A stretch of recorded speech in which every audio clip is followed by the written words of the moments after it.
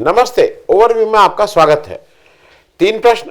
क्या किरण रिजिजू का बड़बोलापन ले डूबा? कैसे कर्नाटक मॉडल गुजरात मॉडल का इलाज करेगा? और तीसरा, क्यों मोदी जी जा रहे ऑस्ट्रेलिया? तीनों पे विस्तार से बातचीत करने से पहले आपसे आग्रह, चैनल को सब्सक्राइब करें और अगर हो सके तो चैनल की मेंबरशिप ले लें। मेंबरशिप का मतलब कि प्रत्येक महीने आपको एक छोटी रकम हमें मेंबरशिप के रूप में देनी होती है, और अगर आप हर महीने का कमिटमेंट नहीं करना चाहते हैं तो एक बार एक मुश्त वन टाइम भी आप हमारी आर्थिक मदद कर सकते हैं। आपके इस आर्थिक सहयोग से हमें चैनल चलाने में आसानी रहती है। तो सबसे पहली बात, क्या किरण रिजिजू का बड़बोलापन उनको ले डूबा? आज सुबह एक खबर आई कि किरण रिजिजू जी को रिप्लेस किया है अर्जुन राम मेघवाल जी ने। तो अब जरा इस पे विचार कर लें कि ये क्यों हुआ। उसके पहले जरा थोड़ा आप बैकग्राउंड समझ लीजिए कि किरण रिजिजू जी क्या हैं और क्या नहीं है। किरण रिजिजू जी एक पॉलिटिकल फैमिली से आते हैं, अरुणाचल की। वो दिल्ली विश्वविद्यालय से उन्होंने पढ़ाई की है, वहाँ से उन्होंने लॉ की डिग्री ली है, अच्छे स्पोर्ट्स पर्सन हैं। और अरुणाचल के बारे में बता दें, जहाँ से वो आते हैं वहाँ पे 2 लोकसभा की सीट हैं। इस समय दोनों लोकसभा की सीट बीजेपी जीती है। अरुणाचल ही एक ऐसा प्रदेश है जहाँ पे बीजेपी नॉर्थ ईस्ट में बिल्कुल ठीक से अपनी मेजॉरिटी अपने दम पे वहाँ जीत के आ रही है। एक चीज़ और किरण रिजिजू जी के बारे में कल, उस पॉलिटिकली 2004 में वो पहली बार एमपी जीते, फिर 2009 में हारे, 2014 में जीते, 2019 में जीते। तो 3 बार के एमपी हैं। और सबसे बड़ी बात यह है कि वो बीजेपी की जो लाइन है ना, बीजेपी की लाइन क्या, जो आरएसएस की विचारधारा और लाइन है, उसको वो ठीक से डट के उसको टो करते हैं। उसी लाइन के व्यक्ति हैं और उसमें बढ़ चढ़ के भाग लेते हैं। जो कभी कभी किसी भी विषय पे अजीब तरह के जो प्रवक्ता की जगह इन लोगों को कुछ एक स्टेटमेंट देना पड़ता है, उसमें ये अनुराग ठाकुर, ये 3-4, स्मृति ईरानी जी, 3-4 लोग हैं जो आगे बढ़ चढ़ कर हिस्सा लेते हैं। तो बीजेपी इनको पसंद भी करती है इन सब की वजह से। जैसे रोहिंग्या के मामले में इन्होंने तुरंत कहा था कि रोहिंग्या को वो पकड़िए और डिपोर्ट कर दीजिए और ये कर दीजिए, वो कर दीजिए, इत्यादि इत्यादि। इनसे लॉ मिनिस्ट्री ली गई और दी जिसको गई, उनका नाम है अर्जुन राम मेघवाल। अर्जुन राम मेघवाल जी इनसे 18 वर्ष बड़े हैं। ये 71 बॉर्न है, वो 53 बॉर्न है। पूर्व में वो राजस्थान एडमिनिस्ट्रेटिव सर्विसेज के अफसर रहे हैं और दलित समुदाय से आते हैं। LLB, MBA, ये खूब पढ़े लिखे व्यक्ति हैं। अब सबसे बड़ी बात यह है कि ये किसी के समझ में नहीं आ रहा है कि जब इलेक्शन 12 महीने से कम रह गया है, तब ऐसे समय में आपने अपने मंत्रालय से किरण रिजिजू जी को लॉ मिनिस्ट्री से क्यों हटाया? जनरली ये चेंज नहीं किया जाता है। मैं एक चीज़ और आगे बढ़ने से पहले आपको बता दूं कि जब मोदी जी ने 2014 में प्रधानमंत्री का सफ़र शुरू किया था, तो उनकी जो पहला मंत्रिमंडल था उसमें केवल 44 मंत्री थे, 44। और उन्होंने उसका वो भी कहा था कि इफेक्टिव होना चाहिए, एफिशिएंट होना चाहिए, बट लीन, और क्या क्या उसको कहा था। लेकिन फिलहाल उनके टोटल मंत्रिमंडल में 78 या 79, 78 या 79 जो मैक्सिमम हो सकते हैं, उतने मंत्री उनके मंत्रिमंडल में हैं। अब बात आते हैं कि ये क्यों गए। क्योंकि एक चीज़ सिग्निफिकेंट है, केवल पूरे मंत्रिमंडल में 78 लोगों के मंत्री जो हैं, केवल एक चेंज हुआ है और कोई दूसरा चेंज नहीं हुआ है। ये नहीं है कि एक मास चेंज हो रहा है कि इसको उधर उसको उधर, इस तरह का रिशफल नहीं है। दूसरा, किरण रिजिजू जी को एक बहुत ही छोटा विभाग दिया गया, अर्थ साइंस। ये अर्थ साइंस विभाग जो है, जितेंद्र सिंह साहब, इसके पास एडिशनल चार्ज था और वो इसको अलग से देख रहे थे। ये वो विभाग इनको देख के मैसेज ये देने की कोशिश की गई है नॉर्थ ईस्ट में, क्योंकि अगर इस समय इनको हटा दिया जाता या ड्रॉप कर दिया जाता तो शायद वो नॉर्थ ईस्ट में मैसेज ठीक नहीं जाता। लेकिन जो इनको विभाग दिया गया है, it amounts to dropping him from the cabinet. दूसरा, लॉ मंत्रालय अभी तक कैबिनेट, जिनको कैबिनेट मंत्री बनाया गया था, इनको भाई माना गया था कि बढ़िया प्रवक्ता हैं और अच्छी हार्ड हिटिंग बातें कहते हैं, इन सब के लिए इनको तोहफे के रूप में कैबिनेट मंत्री बनाया गया था। अब कैबिनेट मंत्री की जगह अब वो मिनिस्टर ऑफ स्टेट आ गए हैं। अच्छा, एक चीज़ और समझ लीजिए, जो मेघवाल जी हैं उनके हाथ फुल हैं, वो बहुत बिजी हैं इस समय। मेघवाल जी के पास वो minister of state for parliamentary affairs हैं, फिर वो minister of state for culture हैं, इन सब में उनके हाथ पूरी तरह से बंधे हुए हैं, लेकिन फिर भी उनको लॉ दिया गया है। तो इस सारे भागम भाग में लॉ भी उनकी एक और जिम्मेदारी हो जा रही है। किरण रिजिजू साहब, आपकी जानकारी के लिए बता दूं, 7 जुलाई 2021 में जब रविशंकर प्रसाद जी ने इस्तीफा दिया था, उसके बाद ये लॉ मंत्री बने थे और फिर इनको बाद में कैबिनेट के रूप में प्रमोशन भी मिल गया था। अब किरण रिजिजू जी लगातार जुडिशरी पर प्रहार कर रहे हैं और आक्रमण कर रहे हैं, और खासकर जुडिशियल अपॉइंटमेंट को लेकर वो बहुत ही क्रिटिकल हैं कि उनका कहना है कि सरकार का इसमें दखलंदाजी होनी चाहिए, सरकार के बिना नहीं होना चाहिए। जो प्रेजेंट कॉलेजियम सिस्टम है उसके वो अगेंस्ट हैं। फिर अभी वो लगातार जब भी उनको मौका मिलता है तो उस पर प्रहार करते हैं। अभी उन्होंने रिटायर्ड जो जजेस थे उनके ऊपर भी बहुत आपत्तिजनक टिप्पणियां की हैं। तो हटाए जाने का कुछ लोग कह रहे हैं कि वो एक कारण है, लेकिन मुझे ऐसा लगता है कि हटाए जाने के दूसरे कारण हैं। जो कार्यपालिका है और जो विधायिका है, मतलब जो मंत्रालय है और जो बीजेपी के मंत्री लोग हैं, जो टॉप नेतृत्व है, उसको एक चीज समझ में आ गई है। सुप्रीम कोर्ट के जो चीफ जस्टिस हैं चंद्रचूड़ साहब, वो अगला 2024 के लोकसभा इलेक्शन के बाद ही रिटायर होंगे। तो आपको रहना तो उन्हीं को है।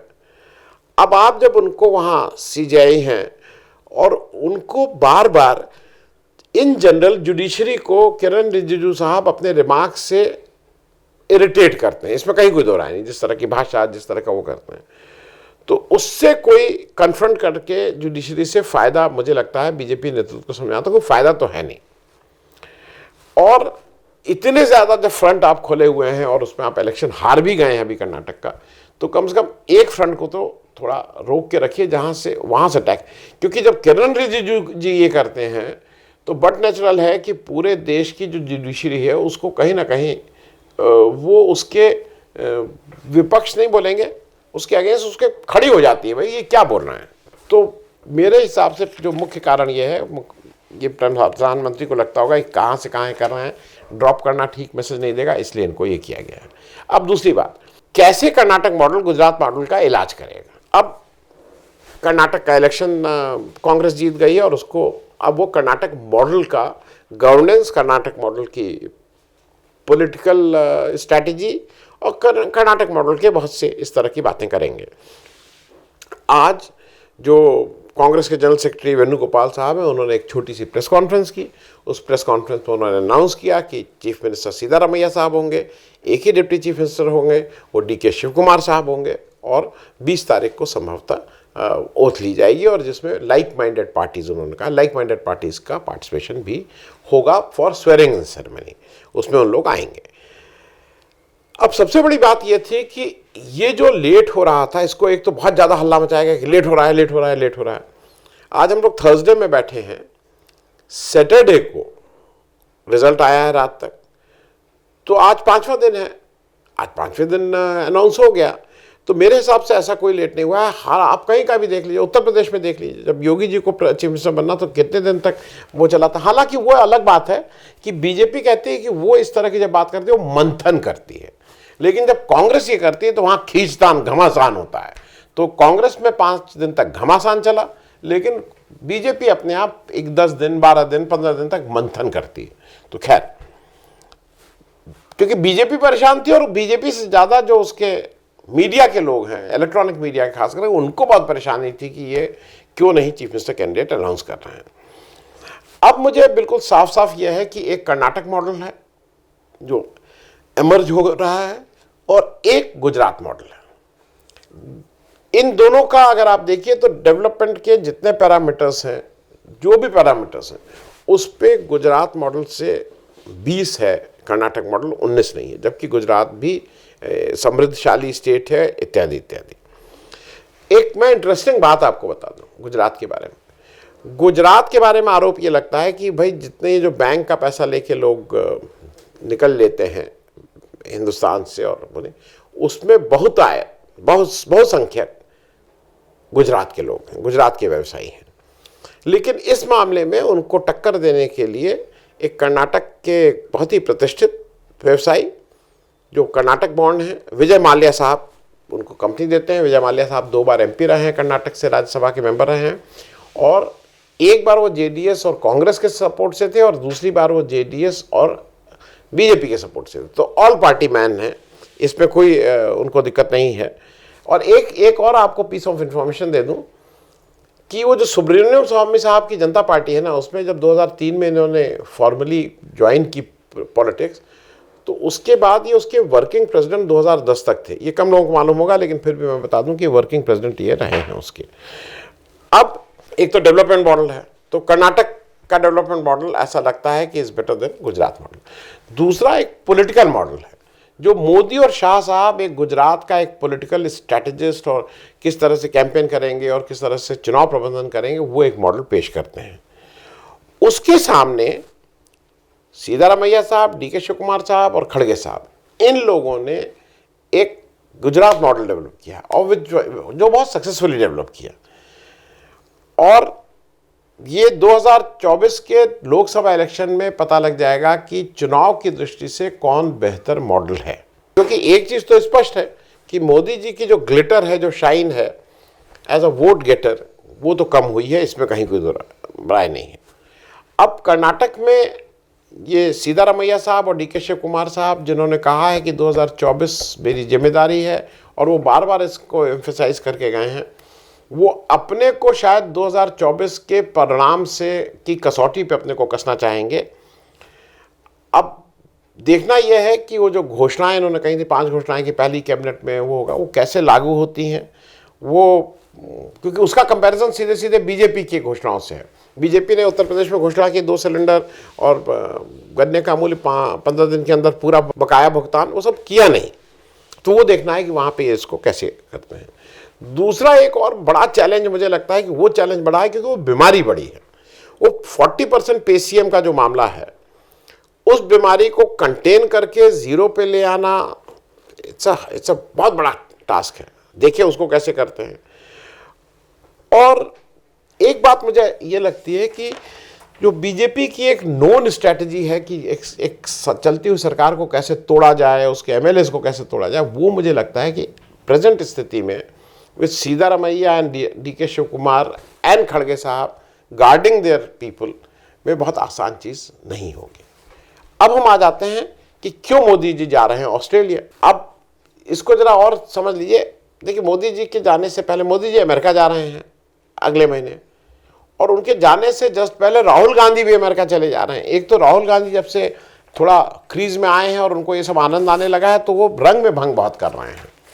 अब मोदी जी अगर 22 जून को अमेरिका जाने वाले हैं ऑन अ स्टेट विजिट, देखिए ये समझ लीजिएगा कि मोदी जी के 9 साल के कार्यकाल में ये पहली बार है कि जब उनको यूएस सरकार में एज अ स्टेट गेस्ट बुलाया जा रहा है। अभी तक वो आते जाते होता था, वहाँ रुक गए, यहाँ रुक गए, लेकिन फर्स्ट टाइम यूएस गवर्नमेंट उनको एज अ स्टेट गेस्ट बुला रही है।